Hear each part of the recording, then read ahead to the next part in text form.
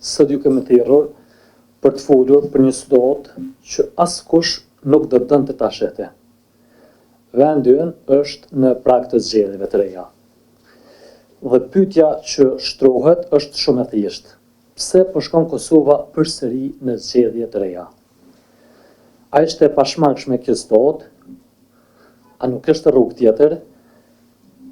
A nuk është mundësi që vendi të kishte sot një president dhe institucione stabile? Në vlerësimin tonë, përgjigjja është e qartë, po kishte mundësi. Por kur refuzon marrëveshjen dhe insiston vetëm në kandidat partijak, atëherë mesazhi është i qartë. Problemi nuk është presidenti, problemi është dëshira për ta kontrolluar çdo institucion të vendit. Dëshira për të nënshtruar të gjithë aktorët e tjerë politik ndaj një mentaliteti autoritar për ta kopur çdo institucion. Dhe pikërisht kjo logjik na ka sjellur sot këtu. Sepse ju e dini, të gjithë, presidentët e zgjedhur në Kosovë kanë ardhur si rezultat i marrëveshjeve mes partive politike. Kuvendi asnjëherë nuk ka dështuar të zgjedhë president në të kaluarën. Kjo është hera e parë. Duket se për këtë shumicë parlamentare, fatkeqësisht, fjalët marrëveshje, kompromis u konsideruan si të këqija, të ndaluara apo të dëmshme. Kandidati edhe kundër kandidati me qenë të propozuar nga Partia Demokratike e Kosovës, në momentin që zotri Kurti është pajtu që kandidati edhe kundër kandidati me qenë të propozuar prej Partisë Demokratike të Kosovës, pastaj ka qenë poza që ne me i propozu emrat dhe jo me imponu emrin, me i propozu emrat e me diskutu bashkarisht me to se kush do të ishin emrat më të mirë që do t'i bënin nder presidentes të Kosovës nesër me përfaqësu Kosovën. Pra kjo ka qenë qëllimi dhe kjo ka qenë qosja jonë që me u pajtu për proces, mënyrë që me urujt diversiteti, pra me qenë të propozum nga Partia Demokratike, pse kandidati dhe kundër kandidati? Për shkak që mos me mujt me vota se ne kemi ditë fuqinë edhe përfaqësimin politik që ka dhe vendosja edhe për dykyja edhe dykyja edhe forca tjera politike në kuvendin e Kosovës. Pra me umrri kushti minimal me qenë të propozum dhe mandej më përcaktu për kanë kena me dhonë mbështetjen edhe sot Kosova kështë pos president.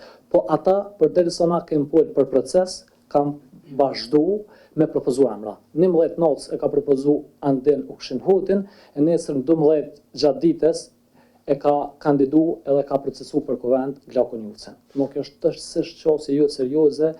Pra kuvendi i Kosovës ka shkelur kushtetutën e Kosovës me mos veprim, duke mos zgjedhur presidentin brenda afatit kushtetues dhe përpasoj është shkelur kushtetuta nga kuvendi dhe pasoja e kësaj shkelje është shpërndarja e tij dhe shpallja e zgjedhjeve të reja. Prandaj presidenta ka vepruar në tërësi në përputhje me kushtetutën, duke ushtruar kompetencat e saj për shpërndarjen e kuvendit dhe besojmë shpejt për caktimin e datës së zgjedhjeve. Kjo normë nuk mund të interpretohet në atë mënyrë që kuvendi të shmang shpërndarjen e tij duke mos filluar procedurën ose duke mos e konsumuar atë. Një interpretim i tillë do ta bënte normën kushtetuese të pavlefshme dhe do të krijonte mundësi për bllokada të përhershme institucionale. Në çdo tekst të kushtetutës, ku ekzistojnë dy afate, ato janë vendosur me një qëllim të ndryshëm juridik. Në këtë rast afati 50 ditor përcakton se sa mund zgjas procedura e zgjedhjes të presidentit, pasi ajo të ketë filluar. Për shembull, procesi i zgjedhjes së presidentit nuk mund të fillojë një vit para përfundimit të mandatit të presidentit aktual, sepse në atë rast shkelet logjika e afatit 60 ditor që kufizon konsiatin e procedurës. Në ndë, afati 60 ditor shërben kryesisht për situata kur presidenca ose posti i presidentit mbetet vakant, në situatat kur ai jep dorëheqje, shkarkohet ose vdes. Në këto raste nuk mund të zbatohet afati prej 30 ditësh i nenit 86, sepse ai lidhet me përfundimin e rregullt të mandatit të presidentit aktual. Kur posti është vakant, ky afat bëhet i pazbatueshëm dhe për këtë arsye kushtetuta ka parashikuar një afat tjetër, atë prej 60 ditësh. Nën 3, një afat kushtetues nuk mund ta bëj të pavlefshëm një afat tjetër kushtetues. Në këtë rast afati 60 ditor nuk mund ta neutralizoj apo të anuloj afatin 30 ditor të përcaktuar në lirin 86.